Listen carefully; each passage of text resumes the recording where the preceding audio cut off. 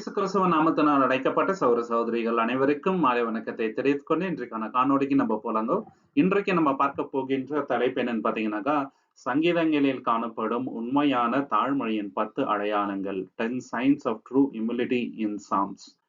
ஒரு தாழ்மையான இதயம் எப்படி இருக்கும், தாழ்மையான மனிதனின் குணங்கள் என்ன அப்படின்றது தான் கம்ப்ளீட்டா சங்கீத புஸ்தகத்திலே நம்ம வந்து பார்க்க போகின்றோம். ஏன்னா சங்கீதத்துல வெறும் தேவனை துதிச்சு பாடுற துதி பாடல்கள் மட்டுமே இல்லைங்க, இல்லைங்களா? வர்ஷிப் பண்றது மட்டுமே இல்லை, அதுல நமக்கு தேவையான ஏராளமான பாடங்கள் உண்டு. அதை வந்து நம்ம இன்னைக்கு தியானிக்க போகிறோம். முதலாவது விஷயம் நம்ம பார்க்கும்போது, தாழ்மையான இதயம் எப்படி இருக்கும் அப்படின்னாக்கா, தேவனே சார்ந்து இருக்குங்க, கம்ப்ளீட்லி டிபெண்ட் ஆன் காட். தாவீது வந்து இஸ்ரவேலுக்கு ராஜாவா இருந்த போதிலும் சங்கீதம் 25:1 என்ன சொல்றாரு பாருங்க, சாம் சாப்டர் 25:1 உம்மை நோக்கி என் ஆத்துமாவை உயர்த்துகிறேன். பாத்தீங்களா, என்னோட ஆத்துமாவை உம்மை நோக்கி தான் உயர்த்துகிறேன். அவர் வந்து செல்ஃப் கான்பிடன்ஸ் அவர்கிட்ட இல்லைங்க, தேவன் மேலதான் கான்பிடென்ட் இருக்குது. இந்த உலகம் நமக்கு சொல்லிக் கொடுக்குற விஷயம் என்னன்னு பாத்தீங்கன்னாக்கா, உன்னை நீயே நம்பணும், உன்னால முடியாதது ஒண்ணும் இல்லை. ஆனா பைபிள் நமக்கு சொல்லிக் கொடுக்குற விஷயம் என்னன்னாக்கா, தேவனை நம்பு, தேவனை நம்புனாக்கா நம்மளால என்ன வேணாலும் செய்ய முடியும், என்னை பலப்படுத்திக்கிற கிறிஸ்துவினாலே என்னால எல்லாமே செய்ய முடியும் அப்படின்ற நம்பிக்கை தாங்க, இல்லைங்களா? அவர் அந்த ஊருக்கு ராஜாவா இருக்கிறார், ஆனாலும் பராக்கிரமத்தை நம்பல, ஞானத்தை நம்பல, அவரோட சுயபலத்தை நம்பலங்க, தேவனே நம்புறார். கம்ப்ளீட் டிபெண்டன்சி ஆன் காட், இல்லைங்களா? சங்கீதம் 20:7 கூட நம்ம பார்க்கிறோம். அருமையான வசனங்கள் ஒன்னொன்னு. சாம் சாப்டர் 20:7 சிலர் ரதங்களை குறித்தும் சிலர் குதிரைகளை குறித்தும் மேன்மை பாராட்டுகிறார்கள், நாங்களோ எங்கள் தேவனாகிய கர்த்தருடைய நாமத்தை குறித்தே மேன்மை பாராட்டுகிறோம். பாத்தீங்களா, அந்த காலகட்டத்துல பெரிய பெரிய ராஜ்யங்கள், அசிரியா, பாபிலோன், எகிப்து, இவங்கெல்லாம் எதுல மேன்மை பாராட்டினாங்கன்னாக்கா, அவங்க கிட்ட இருந்த சேனை, இல்லைங்களா? 10,000 20,000 சேனை இருக்கும், 1,00,000 மேல வந்து சேனைகள் இருக்குங்க, குதிரைகள் இருக்கும், யானைகள் இருக்கும், சேரியட்ஸ் இருக்கும், இரும்பு ரதங்கள் இருக்கும். அதன் மேல மேலே பாராட்டுவாங்க. எங்களை மாதிரி யாரும் இல்லைன்ற ஒரு மிதப்பு உங்ககிட்ட. நேபுகாத்நேசர் கிட்ட அந்த எண்ணம் தான் இருந்துச்சுங்க, இல்லைங்களா? அவரு தான் வந்து எல்லாரோட பெரிய ராஜான்ற எண்ணம் அவர்கிட்ட இருந்துச்சு. ஆனா இங்க நம்ம என்ன பாக்குறோங்க, நாங்க எதுல மேன்மை பாராட்டுகிறோம், தேவனை மேன்மை பாராட்டுகிறோம். நம்ம தேவனை மேன்மை பாராட்டுனா எப்பவுமே நம்ம லைஃப்ல சக்சஸ், பிளெஸிங் எல்லாமே இருக்குங்க சகோதர சகோதரி. கம்ப்ளீட் டிபெண்டன்ஸ், இதுதான் ஹியூமிலிட்டிங்க, இல்லைங்களா? நிறைய ராஜாக்களுக்கு மேன்மை வந்துருங்க, நேபுகாத்நேசருக்கு மேன்மை வந்துச்சு பார்க்கும்போது. ஏன்னா அவர்கிட்ட எல்லாமே இருந்துச்சுங்க, இல்லைங்களா?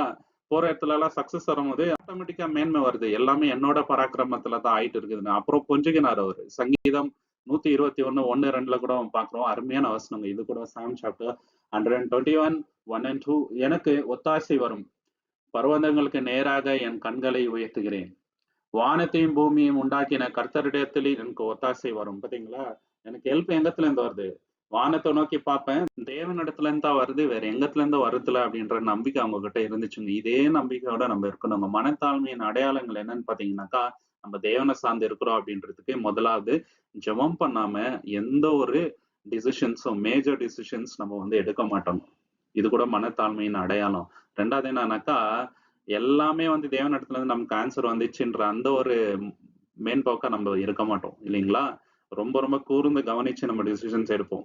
எப்பவுமே தேவனுடைய டிரெக்ஷன்ஸ் பத்தி நம்ம வந்து பைபிள வந்து பார்த்துட்டே இருப்போங்க. தேவன் என்ன சொல்றாரு, இல்லைங்களா? தொடர்ந்து தேவன் இந்த விஷயத்துல என்ன சொல்றாரு, நமக்கு தேவன் கிட்ட வந்து செக்யூரிட்டி எதிர்பார்க்கறதுங்க, அவர்கிட்டதான் நமக்கு வந்து பாதுகாப்பு. பர்சனல் லைபிலிட்டியில ஒண்ணுமே கிடையாது, சுயபலத்துல நம்மளுக்கு பாதுகாப்பு இல்ல, சொத்துக்கள்னால பாதுகாப்பு இல்ல, இன்சூரன்ஸ் பாலிசினால இல்ல, ஃப்ரெண்ட்ஸ்னால இல்ல, அப்பா அம்மானால நமக்கு பாதுகாப்பு இல்ல, படிப்புனால இல்ல, தேவன் கிட்ட இருந்து மட்டும் தான் பாதுகாப்பு அப்படின்ற எண்ணத்தோட இருந்தா நம்ம மனசுல வந்து மனத்தாண்மை இருக்குது அப்படின்ட்டு அர்த்தம். யோஷபாத்துக்கு விரோதமா ராஜாங்கள் வந்தாங்க, இல்லைங்களா, போர் செய்யறதுக்கு. அப்போ அவர் என்ன பண்றாருனாங்க, தேவன் கிட்ட போயிட்டு ஜெபம் பண்றாருங்க. இப்போ தேவனே என்ன பண்ணணும்ட்டு எங்களுக்கு தெரியல, ஆனா எங்க கண்கள் உங்களையே நோக்கி இருக்குது, நீங்க தான் எங்களை ரட்சிக்கணும் அப்படின்னு கேட்டுட்டாருங்க. தேவன் இமிடியேட்டா என்ன பண்ணாரு, அவங்களை ரட்சித்தாருங்க. ரொம்ப பெரிய ரட்சிப்பை வந்து தேவன் வந்து கொடுத்தாருங்க சகோதர சகோதரி. இதுதான் வந்து மனத்தாழ்மையின் இருதயம். ரெண்டாவது அடையாளம் என்னன்னு பாத்தீங்கன்னாக்கா, தேவனுடைய அந்த இன்ஸ்ட்ரக்ஷன்ஸை கேட்குங்க. என்னன்னாக்கா, மனத்தாழ்மையின் இருதயம். நம்ம கிட்ட அந்த ஹியூமிலிட்டி இருந்துச்சுன்னா தேவனுடைய வார்த்தையை அப்படியே கீழ்ப்படியும், தேவனுடைய இன்ஸ்ட்ரக்ஷன்ஸை வந்து நம்ம வந்து அன்பு கூறுவோம். பைபிள் வசனத்தை வந்து ரொம்ப ரொம்ப லவ் பண்ணுவோம். தேவன் இப்படி சொல்றாரா, இதன் பிரகாரம் இருக்கலாம், இல்லைங்களா? நம்ம அதுக்கு கான்ட்ரடிக்ஷன் பண்ணக்கூடாது. சில பேர் வந்து கடினமான இதயத்தோட தேவனோட வசனத்துக்கு மாறாகவே எல்லாமே பண்ணுவாங்க, இல்லைங்களா? அப்படி பண்ணா என்ன ஆயிட போகுது அப்படின்ற ஆனா மனத்தாழ்மை இருக்கிறவங்க யாருமே தேவனோட வசனத்துக்கு மாறாக செயல்படணும்னு நினைக்க மாட்டாங்க. சங்கீதம் 25:9 சாம் சாப்டர் 25:9 சாந்த குணம் உள்ளவர்களை நியாயத்திலே நடத்தி சாந்த குணம் உள்ளவர்கள் தம்முடைய வழியை போதிக்கிறார். யாருக்கு போதிப்பார் தேவனு? யார்கிட்ட சாந்த குணம் அந்த இம்யூனிட்டி இருக்குதோ அவங்களுக்கு தான் தேவன் அவரோட வழியை வந்து காமிக்குவார். ஏன்னா ப்ரைடு இருக்கிறவங்க என்ன பண்ணிடுவாங்க, நம்ம சுயத்துல சாந்தன் போலாம், எதுக்கு தேவனோட வசனத்தின் பிரகாரம் இருக்கணும், என்னதான் வசனம் தெரிஞ்சா கூட அவங்களோட அந்த ப்ரைடு தான் வந்து ரொம்ப ரொம்ப ஆதிக்கம் இருக்கவங்க லைஃப்ல. ஆனா ஹியூமிலிட்டி இருக்கிறவங்க தேவனோட வசன பிரகாரமே இருக்கணும் அப்படின்னு நினைக்கிறவங்களுக்கு தேவன் இன்னும் வந்து செம்மையான வழியை காட்டுவார், வெளிச்சத்தை காட்டுவார். சங்கீதம் 86:11 கூட நம்ம பார்க்கிறோம். சாம் 86:11 கர்த்தாவே உமது வழியை எனக்கு போதித்தருளும், நான் உமது சத்தியத்திலே நடப்பேன், நான் உமது நாமத்திற்கு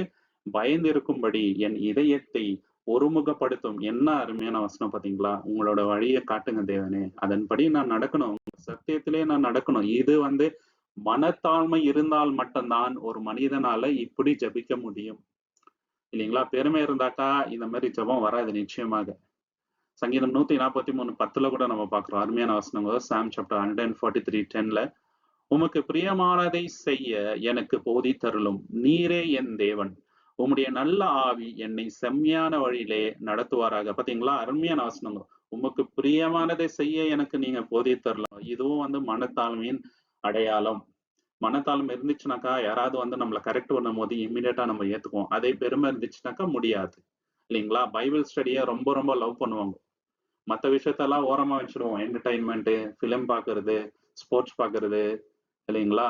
இந்த மாதிரி விஷயங்களெல்லாம் ஒதுக்கி விட்டுட்டு பைபிள் ஸ்டடிக்கு தான் ஃபர்ஸ்ட் நம்ம இடம் கொடுப்போம். தேவன் எனக்கு என்ன சொல்ல விரும்புறாரு அப்படின்ட்டு. இது மனத்தாழ்மையின் அடையாளம், இல்லைங்களா? டீச்சபிளா இருக்கும், இல்லைங்களா? கேட்கிற காது இருக்கும், இதுவும் மனத்தாழ்மையின் அடையாளம். ஆர்கியூ பண்ண மாட்டேன் யார்கிட்டயும் சும்மா சும்மா போயிட்டு. ஏன்னா மனத்தாழ்மை இருக்கிறவங்க வேணும்ட்டு யார்கிட்டயும் போய் ஆர்கியூ பண்ணணும்னு நினைக்க மாட்டாரு. தாங்களே வந்து முன்னுரித்தி பார்க்கணும்னு நினைக்க மாட்டாங்க. இதெல்லாம் மனத்தாழ்மையின் அடையாளம். யோசியா ராஜா அப்படிதான் இருந்தாருங்க. நியாயப்பிரமாணம் கிடைக்குது, நியாயப்பிரமாணத்தை அவங்க வாசிக்க கேட்கும் பொழுது நம்ம தேவனுக்கு விரோதமா இவ்வளவு தவறுகள் பண்ணியிருக்கிறோமா அப்படின்னு அவர் கேள்விப்பட்டு துணியை வந்து கிழிச்சுக்கிறாரு. இதுதாங்க கேரக்டர், கரெக்ஷன் ஏத்துக்கிறாரு பாருங்க. இந்த அளவுக்கு மனத்தாழ்மை யோசியா ராஜா இருந்துச்சுங்க. மூணாவது அடையாளம் என்னன்னு பார்க்கும்போது, மனத்தாழ்மை இருக்கிறவர்கள் பாவம் செய்தாலும் தேவன் கிட்ட இம்மிடியேட்டா போயிட்டு பாவ மன்னிப்பு கேட்டுருவாருங்க, அறிக்கைட்டுருவாங்க. யாராவது சகோதர சகோதரிக்கு விரோதமா பாவம் செய்திருந்தா கூட இமீடியட்டா போயிட்டு நான் தவறு பண்ணிட்டேன் அப்படின்னு சொல்லிட்டு மனசார வந்து சாரி கேட்பாங்க. இது வந்து மனத்தாழ்வின் முக்கியமான அடையாளம். இப்ப இருக்கிற சொசைட்டில வந்து சாரி அவர் ஈஸியா யாருமே வந்து உணர்த்தட்ட கேட்கறது இல்லை. ஏன்னா அந்த கௌரவம் பாக்குறாங்க. அப்படி சொல்லிட்டோம்னாக்கா நம்ம தாழ்ந்து போயிடுவோமே. தாழ்ந்து போறதுனால எந்த மனுஷனும் கெட்டு போறது இல்லைங்க. இயேசு கிறிஸ்துக்கிட்டே ரொம்ப பெரிய மனத்தாழ்மை இருந்துச்சு. மனத்தாழ்மையினாலதான் நம்ம வந்து உயர முடியும். மனத்தாழ்மை இருந்தால்தான் தேவன் நம்மோடு இருப்பார். மனத்தாழ்மையுடன் நம்ம போய் தேவன் கிட்ட அறிக்கையிடும் போது தேவன் நம்முடைய பாவங்களை மன்னிக்கிறார். இதுதான் வந்து உண்மைங்க. சங்கீதம் 32:5 நான் என் பாவத்தை மறைக்காமல் என் அக்கிரமத்தை உமக்கு அறிவித்தேன், என் மாறுதல்களை கர்த்தருக்கு அறிக்கையிடுகிறேன் என்றேன். தேவரீர் என் பாவத்தின் தோஷத்தை மன்னித்தீர். பாத்தீங்களா, எல்லாவற்றையும் போய் அறிக்கையிட்டார், தேவனும் மன்னித்தாருங்க, செவி கொடுத்தாரு தேவன் இம்மிடியேட்டா. ஏன்னா காரணம் மனத்தாழ்மை இருந்தது. சங்கீதம் 38:18 கூட சாம் சாப்டர் 38:18 என் அக்கிரமத்தை நான் அறிக்கையிட்டு என் பாவத்தை நிமித்தம் விசனப்படுகிறேன். பாத்தீங்களா, அறிக்கையிட்டேன், இந்த பாவத்தினால நான் ரொம்ப ரொம்ப விசனப்படுறேன். ஐம் சாரி ஆஃப் மை சின். தேவன் வந்து இதே தப்பாக்குறாருங்க. எந்த எண்ணத்துல வந்து என்கிட்ட பாவமணி கேட்கிறான் இந்த மனிதன் அப்படின்னு சொல்லிட்டு. சோ நல்ல இதயத்தோட மன தாழ்மையுடன் போயிட்டு கேட்கும் போது மன்னிக்கிறாருங்க. இதே போலதான் தாவீது ராஜா பத்ஷேபாகிட்ட பாவம் செய்தாருங்க, ரொம்ப கொடூரமான பாவம். தேவன் தாவீதை மன்னித்தார். காரணம் அவர் செய்த ஜெபம் அந்த மாதிரி இருந்துச்சுங்க. ரொம்ப உருக்கமான ஜெபம் இருந்துச்சு.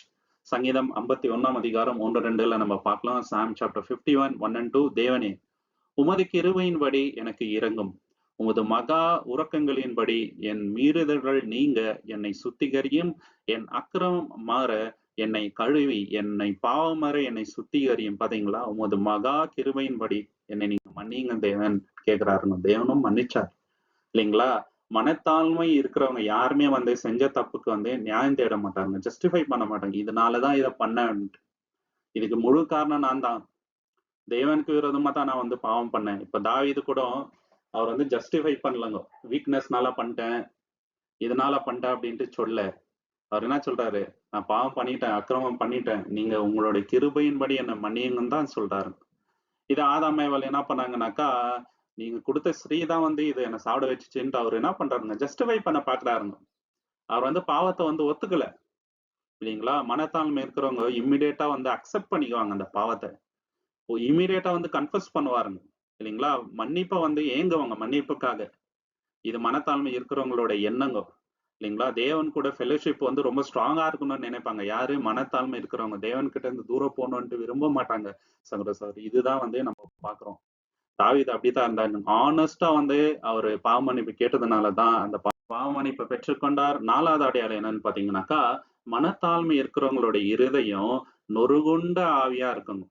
தேவன் அப்படிப்பட்டவங்கள தான் நோக்கி பார்க்கிறாருங்க. இல்லைங்களா? ஏன்னா, நான் பெர்ஃபெக்ட்டா இருக்குன்ற எண்ணம் அவங்க கிட்ட இருக்காது. ரொம்ப ரொம்ப மீக்கா இருப்பாங்க. இல்லைங்களா? சங்கீதம் 51ஆம் அதிகாரம் 17வது வசனம், சாம் 51:17 தேவன் ஏற்கும் பலிகள் நொறுங்குண்ட ஆவிதான். தேவனே நொறுங்குண்டதும் நறுங்குண்டதுமான இதயத்தை நீர் புறக்கணியீர். பாத்தீங்களா? நம்ம பாவம் செய்தாலும் இல்லைங்களா? எப்படி இருக்கிறோம்னாக்கா, சுயநீதியால தூர வச்சுட்டு நொறுங்குண்ட ஆவியோட தேவன் கிட்ட நம்ம போகும்போது ரொம்ப ஹம்பிளா தேவன் நம்மள நோக்கி பார்க்கிறாரு. நம்மளுக்கு ஒரு எழுப்புதல வந்து தேவன் தருவார். சங்கீதம் 34:18 கூட நம்ம பார்க்கிறோம். சாம் 34:18 நொறுங்குண்ட இதயம் உள்ளவர்களுக்கு கர்த்தர் அருளுகிறார். நறுகுண்ட ஆவியுள்ளவர்களை ரட்சிக்கின்றார். பாத்தீங்களா? புரோக்கன் ஹார்ட்டட வந்து தேவன் என்ன பண்றாருன்னா ரட்சிக்கிறாரு. சரிங்களா? ஆவியில நொறுங்குண்டவர்கள். நான் இவ்வளவு பெரிய தவறு பண்ணிட்டேனே, எனக்கு தகுதி இல்லையே, ஆனாலும் தேவன் என்னை நேசிக்கின்றாரேன்ற அந்த ஒரு எண்ணத்துல தேவனுடைய கிருபைய ஒரு ஒரு நாளும் நம்ம மார்னிங் ஏஞ்சி என்ன பண்ணாங்க யோசிச்சு பார்க்கணும். எவ்வளவு தவறு நேத்து பண்ணோம். தேவன் இன்னைக்கு உயிரை கொடுத்திருக்கிறாரு. இல்லைங்களா? அந்த நொறுங்குண்ட ஆவியோட நம்ம இருக்கணுங்க. பெருமையில்லா ஆவியோட இருந்தா தேவன் நம்மளுக்கு எதிர்த்து நிற்பாங்க சகோதர சகோதரி. இல்லைங்களா? இதோட அடையாளங்கள் என்னன்னு பாத்தீங்கன்னாக்கா, ஜென்யூனா வந்து மனம் திரும்புறது. இல்லைங்களா? அந்த கான்ஷியஸ்னஸ் மனசாட்சி எப்படி இருக்கும்னாக்கா, ரொம்ப சாஃப்ட்டா இருக்குங்க. மத்தவங்கள வந்து கிரிட்டிக்கலா பார்க்க மாட்டோம். ஹம்பலா இருந்தா. இல்லைங்களா? பாவத்தின் நிமித்தம் நம்மளுக்கு ரொம்ப ரொம்ப அதன் மேல வந்து ஒரு ஏற்றடு வருங்க. பாவத்த வந்து வெறுக்குவோம். நம்மகிட்ட மனத்தாழ்மை இருந்துச்சுனாக்கா. இல்லைங்களா? பரிசுத்தம் ஆவணுன்ற அந்த வாஞ்ச ரொம்ப அதிகமா இருக்கும். யார்கிட்ட? மனத்தாழ்மை இருக்கிறவங்கள்ட்ட. இன்னும் பரிசுத்தம் ஆவணும். என்ட்ட சில குற்றங்கள் இருக்குது, குறைகள் இருக்குது, தவறுகள் இருக்குது. இதுலருந்து நான் வந்து வெளிய வரணுன்ற அந்த வாஞ்ச ரொம்ப ரொம்ப இருக்கும் மனத்தாழ்மை இருக்கிறவங்கள்ட்ட. மனாசே வந்து ரொம்ப கொடூரமான பாவங்கள் செய்றாருங்க. அதிக வருஷம் இஸ்ரவேல ஆண்ட ராஜா இவர்தான். ஆனா அந்த அளவுக்கு பாவம் செய்றாரு. தேவனுக்கு விரோதமா என்னென்ன பண்ண முடியுமோ எல்லாமே பண்ணாருங்க. ஆனா அவர் மனத்தாழ்மை ஆன உடனே தேவன் கிட்ட இருந்து அவருக்கு கிருபை கிடைச்சுச்சுங்க சகோதர சகோதரி. 5வது அடையாளம் மனத்தாழ்மையின் இருதயம் எப்படி இருக்கும்னாக்கா, தேவனுக்காக காத்திருக்கும். எதுக்குமே வந்து அவசரப்படாது. இப்ப நம்ம அவசரப்படுறோமா? தேவனோட டைம்க்கு வந்து நம்ம காத்துக்கணும். எல்லாமே ஏற்ற வேலையில தேவன் வந்து பண்ணுவார். தேவனோட டைம் தான் வந்து பெஸ்ட். இல்லைங்களா? நமக்காக அவர் வந்து அர்ஜென்ட் பண்ண மாட்டாருங்க. நம்ம தான் அர்ஜென்சி பண்றது. அவரோட டைம்ன்ட்டு ஒண்ணு இருக்குது. இல்லைங்களா? நம்மளோட லைஃப்ல அது அப்படியே நடக்கும். ஹம்பிளா இருக்கிறவங்க காத்துட்டு இருப்பாங்க. பெருமை இருக்கிறவங்க எந்த ஒரு விஷயத்துக்கும் காத்துட்டு இருக்க மாட்டாங்க. இல்லைங்களா? அவங்களால காத்திருக்க முடியாது. ஏன்னா பெருமை இருக்குது. நான் வந்து காத்திருக்கணுமா? அப்படின்ற அந்த எண்ணம். சங்கீதம் 37ஆம் அதிகாரம் 7வது வசனத்துல சாம் சாப்டர் 37:7 கர்த்தரை நோக்கி அமர்ந்து அவருக்கு காத்திரு. தன் வழியிலே ஜெயமடைகிறவனும் மேலும் தீவினைகளை செய்கின்ற மனுஷன் மேலும் எரிச்சலாகாதே. பாத்தீங்களா? நீ வந்து மத்தவங்கள பார்த்து எரிச்சல் ஆவாத. கர்த்தருக்கு நீ வந்து காத்திரு. தேவன் வந்து உன்னை உயர்த்துவார் அப்படின்றாரு. நிச்சயமா தேவன் வந்து உயர்த்துவாருங்க. நம்ம பண்ற தப்பு என்னன்னாக்கா, மத்தவங்கள பார்த்து அவனுக்கு தேவனே தெரியல, அவன் நல்லா இருக்கிறானே, அவனுக்கு எல்லாமே கரெக்ட் டைம்ல நடக்குது, நமக்கே ஆக மாட்டேங்குது. இல்லங்க, பெஸ்ட் டைம் தேவனுக்கு தெரியும். ஒரு நிமிஷம் நம்ம உட்கார்ந்து தேவன் நம்மள எவ்வளவு மேன்மையான இடத்துக்கு கொண்டு போறாரு, எவ்வளவு மேன்மையான ஆசீர்வாதங்கள் நமக்கு கொடுத்திருக்கிறாரு, சமாதானத்தை கொடுத்திருக்கிறாரு, விடுதலை கொடுத்திருக்கிறாருன்னு பார்க்கும்போது இந்த உலகத்துல இருக்கிறவங்கள்ட்ட இருக்கிறதெல்லாம் ஒண்ணுமே கிடையாதுங்க. இதுதான் உண்மை. சங்கீதம் 62:1 சாம் சாப்டர் 62:1 தேவனை நோக்கியே என் ஆத்மா அமர்ந்து இருக்கிறது, அவராலே என் ரட்சிப்பு வரும். பாத்தீங்களா? தேவனை தவிர வேற யார்கிட்ட இருந்து ரட்சிப்பு வராது.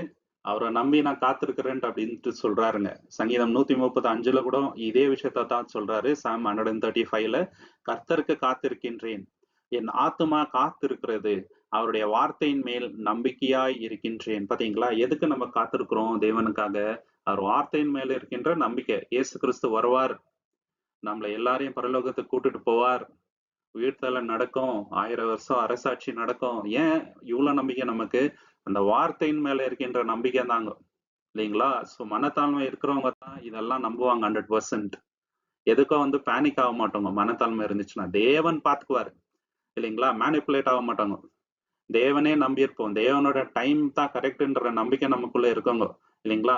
வெயிட் பண்ற டைம்ல கூட தேவன் மேல நம்பிக்கையா இருந்து தான் வெயிட் பண்ணுவோம். இது நடக்குமா? நடக்காதா? நடக்காம போனா என்ன ஆகுறது? அந்த மாரி எல்லாம் இருக்காது. இதெல்லாம் மனத்தாழ்மையின் அடையாளங்கள். யோசேப்பு அப்படிதான் காத்துட்டு இருந்தாருங்க. ரொம்ப வருஷம் ஆயிட்ட பிறகு தான் தேவன் அவர் வந்து உயர்த்தினார். அந்த டெஸ்டிங் பீரியடுன்னு ஒண்ணு இருந்துச்சுங்க.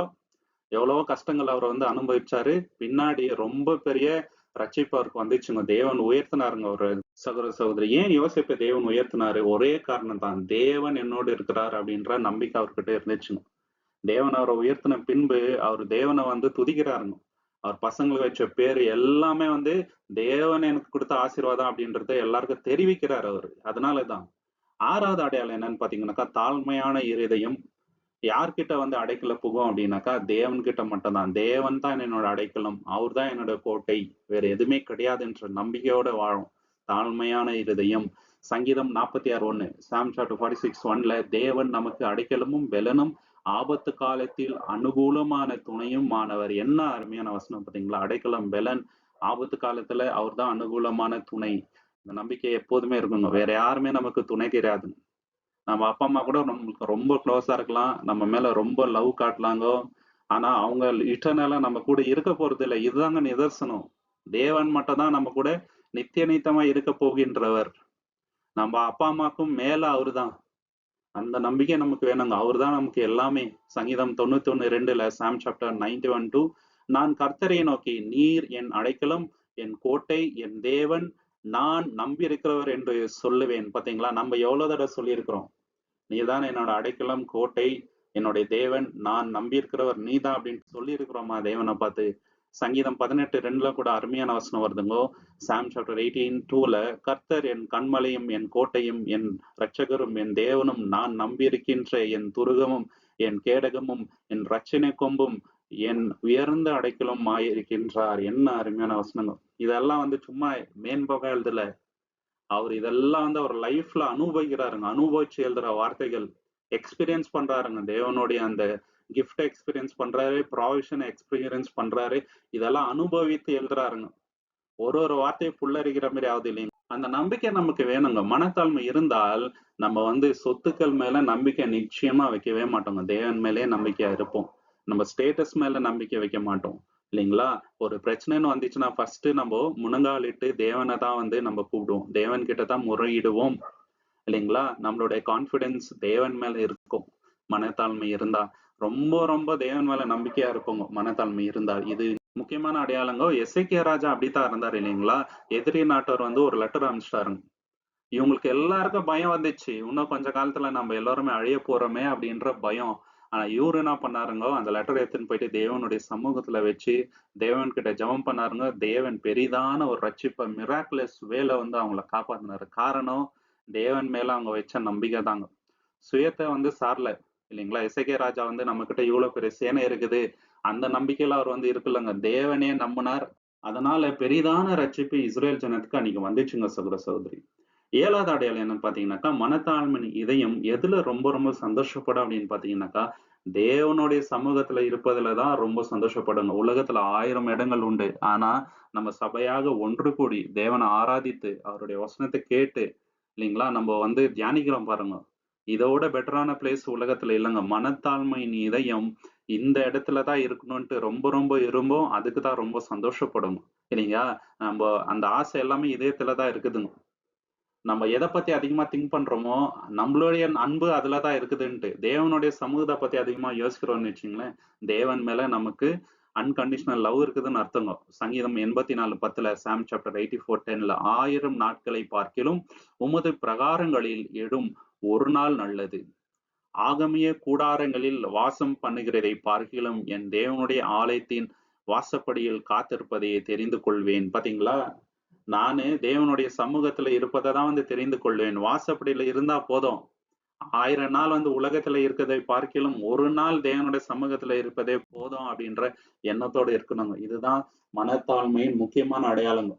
நம்ம எந்த அளவுக்கு இதற்காக வந்து வாஞ்சிக்கிறோம். ஒரு வாரம் ஃபுல்லு நம்ம வந்து உலக காரியங்கள்ல ஈடுபடுறோம். சண்டே ஒரு நாள் தான் நம்ம சபையாக ஒன்று கூடுறோம். அதற்காக எவ்வளவு வாஞ்சை நம்ம மனசுல இருக்குது இல்லைங்களா? மனத்தாழ்மை இருந்தா ஃபர்ஸ்ட் நம்ம போணும். சாட்டர்டேவே வந்து பிரிப்பேர்ட் ஆயிட்டு இருப்போம் அதற்காக இல்லைங்களா? சங்கீதம் 27ஆம் அதிகாரம் 4வது வசனத்துல சாம் சாப்டர் 27:4ல கர்த்தரிடத்தில் ஒன்றையே நான் கேட்டேன், அதையே நாடுவேன். நான் கர்த்தருடைய மகிமையை காணும்படியாகவும், அவருடைய ஆலயத்தில் ஆராய்ச்சி செய்யும்படியாகவும், என் ஆயுளுள்ள நாளெல்லாம் நான் கர்த்தருடைய ஆலயத்தில் தங்கி இருப்பதையே நாடுவேன். பாத்தீங்களா? ஆயுளுள்ள நாளெல்லாம் கர்த்தருடைய ஆலயத்திலேயே தங்கி இருக்கணும்ன்ற எண்ணம் அவர்கிட்ட இருக்குது. என்ன மாதிரி மனசு பாத்தீங்களா? எவ்வளவு வாஞ்சங்க தேவன் மேல. நமக்கு எவ்வளவு இருக்குது அப்படின்ட்டு யோசிச்சு பார்க்கணுங்க. இல்லைங்களா? எவ்வளோ இடங்கள் இன்னைக்கு இருக்கலாம் உலகத்துல. ஆனா இதோட பெட்டர் பிளேஸ் கிடையாதுங்க. ஏன்னா தேவனுடைய பிரசன்னம் அங்க இருக்குதுங்க. எங்க 2 பேர் 3 பேர் என் நாமத்தினாலே கூடுறீங்களோ அங்க நான் இருப்பேன்னு ஒரு வாக்குத்தத்தம் குடுத்துட்டாரு. இல்லைங்களா? இதோட பெட்டரான பிளேஸ் எங்க நமக்கு வேணுங்க இந்த உலகத்துல? சங்கீதம் 73:25ல சாம் சாப்டர் 73:24 பரலோகத்தில் எனக்கு யார் உண்டு? பூமியில் உம்மை தவிர எனக்கு வேற விருப்பம் இல்லை. பாத்தீங்களா? பூமியில உம்மை தவிர வேற எந்த ஒரு விருப்பம் இல்லை அப்படின்ட்டு சொல்றாருங்க. இது வந்து ஏதோ இமோஷனலா அவர் பேசிட்டாருன்னு நம்ம எடுத்துக்க முடியாதுங்க. உணர்வு பூர்வமா உண்மையா வந்த வார்த்தைங்க இதயத்துல இருந்து. இப்ப நம்ம எப்படி இருக்கிறோம்? நமக்கு அதே எண்ணம் இருந்துச்சுனாக்கா நம்ம என்ன பண்ணுவோம்னாக்கா ஆராதனையை வந்து லவ் பண்ணி பண்ணுவோம். ஏனோதானன்ட்டு ஏதோ ஒரு கடமைக்குன்னு சொல்லிட்டு நம்ம பண்ண மாட்டோம். ரெண்டாவது வந்து தேவனுடைய பிரகாரங்களுக்கு தான் நம்ம வந்து ஃபர்ஸ்ட் இடம் கொடுப்போம். ஆவிக்குரிய வளர்ச்சிக்கு நம்ம வாழ்க்கையில முக்கியத்துவம் ரொம்ப ரொம்ப கொடுப்போம். எல்லா விஷயத்திலயும் நம்ம வந்து பண்ணும்போது தேவனுக்கு இது பிரியமா இருக்குதா அப்படின்ட்டு யோசிச்சு நம்ம பண்ணுவோங்க. சோ இந்த எண்ணம் நம்ம கிட்ட இருந்தாக்கா மரியாள் என்ன பண்ணாங்க? தேவையானது ஒன்றே, அவள்கிட்ட இருந்து எடுபடாத நல்ல பங்கை வந்து அவர் தேர்ந்தெடுத்தான்ட்டு இயேசு கிறிஸ்துவே சொல்றாருங்க. அவங்க தேர்ந்தெடுத்தது என்ன? இயேசுவோட பாதப்படியில உட்கார்ந்து வசனத்தை கேட்பது. இன்னைக்கு நம்ம எதை தேர்ந்தெடுக்கிறோம்? நம்ம கிட்ட இருந்து எடுபடாத நல்ல பங்கை வந்து நம்ம தேர்ந்தெடுக்கணுங்க. 1000 வேலைகள் இந்த உலகத்துல இருக்கலாம். ஆனா நம்ம கிட்ட இருந்து எடுக்க முடியாத எது? தேவனுடைய வசனத்தை. அதுக்கு தான் நம்ம ஃபர்ஸ்ட் இடம் கொடுக்கணுங்க. 8வது அடையாளம் என்னன்னு பாத்தீங்கன்னாக்கா, மனத்தாழ்மையின் இதயம் யாருக்கு மகிமையை கொடுக்கும் அப்படின்னு பாத்தீங்கன்னாக்கா, தேவனுக்கு மட்டுமே. என்னாலதான் இதாச்சு, என்னோட டேலண்ட்னால தான் நான் ஜெயிச்சது அப்படின்ட்டு ஒரு தடவை கூட வாயிலிருந்து வருவாதுங்க. இல்லைங்களா? நான் பாவி அருவருப்பான மனிதன். ஆனாலும் தேவன் இவ்வளவு என்ன நேசிச்சிருக்கிறாரு. நான் ஒண்ணுக்கும் பிரயோஜனம் இல்லாத ஒரு மனிதன் நினைச்சேன். ஆனா தேவன் என்னை பயன்படுத்துகின்றார். நான் எவ்வளவு அருவருப்பான பாவம் செய்தாலும் தேவன் என்னை விட்டு கொடுக்கவே இல்லை. அவரோட மகனின் நாமத்தின் நிமித்தம் என்னை வந்து அவ்வளவு நேசிக்கிறாரு அப்படின்னு சொல்லிட்டு அந்த மகிமை நம்ம என்ன பண்ணுவோங்க? தேவனுக்கே கொடுப்போம். சங்கீதம் 115:1 சாம் சாப்டர் 115:1ல எங்களுக்கல்ல கர்த்தாவே, எங்களுக்கல்ல, உமது கிருபையின் நிமித்தமும் உமது சத்தியத்தின் நிமித்தமும் உமது நாமத்திற்கே மகிமை வரப்படணும். பாத்தீங்களா? உமைக்கே மகிமை வரட்டும் அப்படின்றாருங்க. அவர் இல்லைன்னா நம்ம லைஃப்ல ஒண்ணுமே இல்லைங்க. நம்ம வெறும் தூசி இல்லைங்களா? அவருக்கு தான் எல்லா மகிமையும் சேரணுங்க சகோதர சகோதரி. சங்கீதம் 29:2 சாம் சாப்டர் 29:2 கர்த்தருடைய நாமத்துக்குரிய மகிமையை அவருக்கு செலுத்துங்கள். பரிசுத்த அலங்காரத்துடனே கர்த்தரை தொழுந்து கொள்ளுங்கள். பாத்தீங்களா? கர்த்தருடைய நாமத்துக்கு சேர வேண்டிய மகிமையை நீங்க வந்து செலுத்துங்க அப்படின்றாருங்க. நம்மளுடைய மகிமை அப்படின்ட்டு ஒண்ணுமே இல்லைங்க. தேவன் இல்லைன்னா நம்ம ஒண்ணுமே இல்லை. ஒரு நிமிஷம் நம்ம யோசிச்சு பார்த்தா நமக்கு தெரியும். நம்ம கிட்ட இருக்கிற எல்லா விஷயமும் தேவன் கொடுத்தது. தேவன் அல்லாமல் நம்ம வாழ்க்கையில ஒரு நல்லதும் நடக்காதுங்க. இதுதான் உண்மை. இல்லைங்களா? சங்கீதம் 96:7-8 சாம் சாப்டர் 96:7-8 ஜனங்களில் வம்சங்களே கர்த்தருக்கு மகிமையும் வல்லமையையும் செலுத்துங்கள். கர்த்தருக்கே அதை செலுத்துங்கள். கர்த்தருடைய நாமத்துக்குரிய மகிமையை அவருக்கு செலுத்தி காணிக்கைகளை கொண்டு வந்து அவருடைய பிரகாரங்களில் பிரவேசியுங்கள். பாத்தீங்களா? காணிக்கையோட வாங்க, அவருக்கு மகிமை வல்லமை எல்லாமே அவருக்கு தான் உரியது. அவருக்கே அதை செலுத்துங்க அப்படின்ட்டு சொல்றாங்க. சோ நம்ம கிட்ட அந்த மனத்தாழ்மை இருந்தா நம்ம எப்படி இருப்போம்னாக்கா, மத்தவங்க வந்து நம்மள அப்ரிஷியேட் பண்ணுன்ற எண்ணம் நமக்கு வரவே வராதுங்க. தேவனுக்கு அந்த மகிமை போட்டோம். இவ்வளவு கொடூரமான மனிதனை வைத்து தேவன் இதை பண்றாரே, அந்த மகிமை அவருக்கு போட்டோம் அப்படின்ட்டு நம்ம நினைக்கிறோம். இல்லைங்களா? தேவனை தான் நம்ம வந்து செலிப்ரேட் பண்ணுவோம். நம்ம எப்போதுமே வந்து கிரேட்ஃபுல்லா இருப்பாங்க. தேவன் தான், தேவன் இல்லைன்னா நான் ஒண்ணும் கிடையாது. இல்லைங்களா? தேவனோட நாம வந்து மகிமைப்படும் போது அதுல நமக்கு ரொம்ப சந்தோஷம் இருக்கும். மனத்தாழ்மை இருந்தா. யோவான் ஸ்நானகர் என்ன சொல்றாரு? நான் வந்து சிறுக வேண்டும், அவர் வந்து பெருக வேண்டும். அதே தான் நம்ம லைஃப்ல நம்ம வந்து சிறுகணும், இயேசு கிறிஸ்து நம்ம லைஃப்ல வந்து பெருக வேண்டும். 9வது அடையாளம் என்னன்னு பாத்தீங்கன்னாக்கா, மனத்தாழ்மையோட இதயம் தேவனை வந்து கூப்பிடும். எதுக்கு? என்னை வந்து எக்ஸாமின் பண்ணுங்க தேவனே, பரிசோதனை பண்ணி என்கிட்ட இருக்கிற தவறான விஷயங்கள்லாம் தூக்கி போடுங்க அப்படின்ட்டு, என்னை வந்து பரிசுத்தமாக்குங்க அப்படின்ட்டு கேட்கும். இதே நம்ம கிட்ட பெருமை இருந்துச்சுனாக்கா நம்ம கேட்க மாட்டோம். இல்லைங்களா? ஃபர்ஸ்ட் மிஸ்டேக் இருக்குதுன்ட்டே ஒத்துக்க மாட்டோம். பெருமை இருந்துச்சுன்னா, மனத்தாழ்மை இருந்தா மட்டும்தான் என்கிட்ட வந்து மிஸ்டேக் இருக்குது, என்கிட்ட குற்றங்கள் இருக்குது. நான் அத வந்து சீர்படுத்த வேண்டும் அப்படின்ட்டு. சங்கீதம் 139, 23, 24 சாம் சாப்டர் 139, 23 அண்ட் 24 தேவனே என்னை ஆராய்ந்து என் இதயத்தை அறிந்து கொள்ளும், என்னை சோதித்து என் சிந்தனைகளை அறிந்து கொள்ளும், வேதனை உண்டாக்கும் வழி என்னிடத்தில் உண்டோ என்று பார்த்து நித்திய வழியிலே என்னை நடத்தும். பாத்தீங்களா? மனத்தாழ்மை இருந்தா மட்டும்தான் தேவன் கிட்ட இதை கேட்க முடியும். சங்கீதம் 26:2 கூட இதே தான் சொல்றாரு. சாம் 26:2 என்னை ஆராய்ந்து என்னை சோதித்து பாரும், என் உள்ளிந்திரங்களையும் என் இதயத்தையும் புடமிட்டு பாரும். பாத்தீங்களா? புடமிட்டு பாருங்க, எக்ஸாமின் பண்ணுங்க, என் இதயத்தை எக்ஸாமின் பண்ண தேவன் கிட்ட கேக்குறாருங்க. எந்த அளவுக்கு வாஞ்ச இருக்குது பாத்தீங்களா? அவரோட மனசுல பரிசுத்தம் ஆகணும் அப்படின்றதுக்கு. மனத்தாழ்மை இருந்தா மட்டும்தான் இந்த எண்ணம் வரணும். இதே வந்து ப்ரைடு இருந்துச்சுன்னா இந்த மாதிரி வார்த்தைகள் வரவே வராது. சங்கீதம் 19, 12, 13 கூடங்க இதே தான் சொல்றாரு. சாம் சாப்டர் 19, 2 and 13 தன் பிழைகளை உணர்கிறவன் யார்? மறைவான குற்றங்களுக்கு என்னை நீங்களாக்கும், துணிகரமான பாவங்களுக்கு உமது அடியேனை விலக்கி காரும், அவைகள் என்னை ஆண்டு கொள்ளாதிருக்கட்டும். அப்பொழுது நான் உத்தமனாகி பெரும் பாதகத்துக்கு நீங்களாகி இருப்பேன். பாத்தீங்களா? நான் துணிகரமான பாவத்தை செய்யக்கூடாது, என்னை புடமிடுங்க, என்னை சுத்திகரிங்க தேவனே அப்படின்ட்டு கேட்கிறாருங்க. அவ்வளோ இம்பார்ட்டன்ஸ் வந்து பரிசுத்தத்துக்கு கொடுக்குறாரு அவரு. சரிங்களா? ஏன்னா மனத்தாழ்மை அவர்கிட்ட இருந்துச்சு. அவர்கிட்ட மிஸ்டேக்ஸ் இருக்குது அப்படின்றத உணர்னார். அந்த உணர்வு நம்ம கிட்ட இருக்கணுங்க. மனத்தாழ்மை நம்ம கிட்ட இருக்கணும் சகோதர சகோதரி, இல்லைங்களா? இந்த தாட் நம்ம கிட்ட இருந்துச்சுனாக்கா ஆவிக்குரிய வளர்ச்சிக்கு தான் நம்ம முக்கியத்துவம் கொடுப்போம். நம்ம வந்து யாராவது மிஸ்டேக் சொல்லும் போது ஏத்துக்குவாங்க. பாவத்தை வந்து நம்ம மறைக்க மாட்டோம் மனசுல. தேவன் கிட்ட போய் கன்ஃபஸ் பண்ணுவாங்க. டிரான்ஸ்பரண்டான ஒரு வாழ்க்கை வாழுவோம். மறைமுகமான வாழ்க்கை இருக்காது. இந்த எண்ணம் நம்ம இருந்துச்சுனாக்கா, யோபு கிட்ட அந்த கேரக்டர் இருந்துச்சுங்க. என்ன சொல்றாருன்னா, தேவன் கிட்ட எனக்கு நீங்க கற்றுக் கொடுங்க. என் கண்களுக்கு சில விஷயம் தெரியல தேவனே, நீங்க எனக்கு காட்டுங்க. நான் எந்தெந்த விஷயத்துல மிஸ்டேக்ஸ் இருக்குது அப்படின்ட்டு நீங்க எனக்கு சொல்லிக் கொடுங்க அப்படின்ட்டு அவர் கேட்கிறாருங்க. ஏன்னா மனத்தளம் இருந்துச்சு அவர்கிட்ட.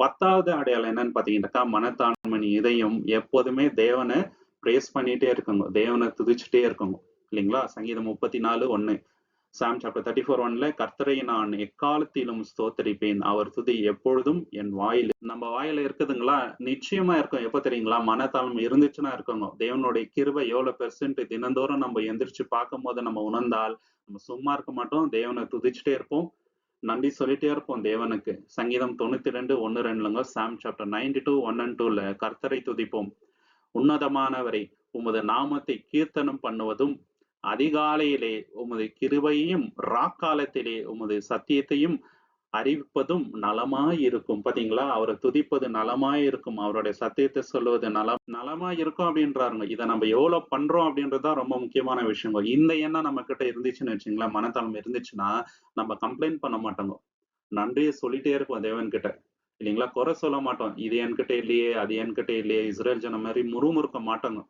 தேவனுக்கு நன்றியை செலுத்திட்டே இருப்போம் எல்லா சீசன்லயும், இல்லைங்களா? தேவன் நமக்கு நல்லா எல்லாத்தையும் கொடுக்கும் போதும் நன்றி சொல்லுவோம், சில சமயம் குறைச்சலா இருக்கும் அப்போதும் நன்றி சொல்லுவோம். ஏன்னா தேவன் அதுலயும் வந்து ஒரு பர்பஸ் வச்சிருப்பாரு, இல்லைங்களா? மத்தவங்களை வந்து என்கரேஜ் பண்ணுவோம் தேவனை ஆராதிப்பதுக்கு. எப்படி தெரியுங்களா? என் லைஃப்ல தேவன், நான் வந்து இப்படி இருந்தேன், என்னை இந்த அளவுக்கு வந்து தேவன் உயர்த்திருக்கிறாரு, என் பாவத்தை இந்த அளவுக்கு மன்னிச்சிருக்கிறாரு, நம்ம அவரை துதிக்கணும் அப்படின்னு சொல்லிட்டு மத்தவங்களை என்கரேஜ் பண்ணுவோம். தேவனோட கையை வந்து நம்மளுடைய வாழ்க்கையில எல்லா விஷயத்திலயும் பார்ப்போங்க. அப்போ என்ன பண்ணுவோம்னாக்கா, தேவனை துதிச்சுட்டே இருப்போம். அண்ணால் அந்த மாதிரி பைபிள்ல இருந்தாங்க, இல்லைங்களா? உணர்வு பூர்வமா தேவனை வந்து துதிக்கிறாங்க. ஒவ்வொரு வார்த்தையும் வந்து புல்லரிக்கிற மாதிரி இருக்குதுங்க சகோதர சகோதரி. நம்ம லைஃப்லயும் தேவன் அந்த அளவுக்கு வந்து கிருபையை காமிச்சிருக்கிறார். நம்ம அதே மாதிரி நம்ம துதிக்கணுங்கோ. தேவன் தாமே இந்த வசனங்களை ஆசீர்வதிப்பாராக. உங்களுக்கு இந்த காணொளி பிடிச்சிருந்தா லைக் பண்ணுங்க, ஷேர் பண்ணுங்க, சப்ஸ்கிரைப் பண்ணுங்க. தேவனோட சித்தம் இருந்தால் கூடிய சீக்கிரம் இன்னொரு காணொளியில நம்ம எல்லோருமே சந்திக்கலாம். தேவனோட நாமத்துக்கு என்றென்னைக்குமே மகிமை உண்டாவதாக. நீங்கள் கொடுக்கின்ற எல்லா ஆதரவுகளுக்கும் நன்றிகள். Thank you so much. ஆமேன்.